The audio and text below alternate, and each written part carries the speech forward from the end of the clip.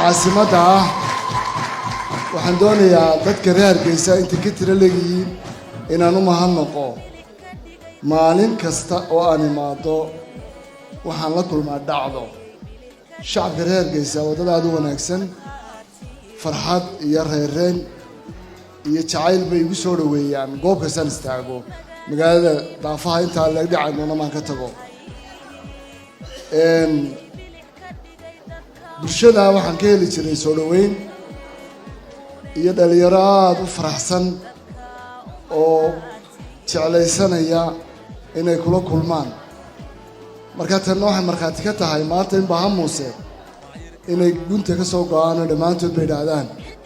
xaggaasaynu tegaynaa marka bal saddex dhacdo oo u dambeeyay ayaan doonayaa inaad dhalinyaro wadaaga Hargeysa maadaama caasimadii hormoodkii caasimadda tihiin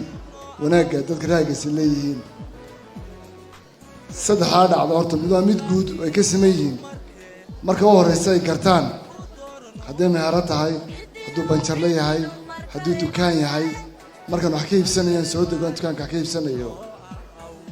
wuxuu isku dayayaa qofku inuu yiraahdo qaado hadduu shidaalka ii bixiyo ama ciidan baha soco bay oranaya uu garanaya inaan baahnayn oo lacag la'aan haynin laakiin damiirkiisa oranaya qalbigiisa jeclaysanaya war lacag lagu weydiin maayo soconii orod iska bax goomaystaha taayiradan ka sii jeegareynayo aska hubinayo markuu arko haddii xitaa hore garan waayo sidoo uu murmayo seeto xagan igan ku aragtay markan saadka ka daruura maxaa lacagta u dirtay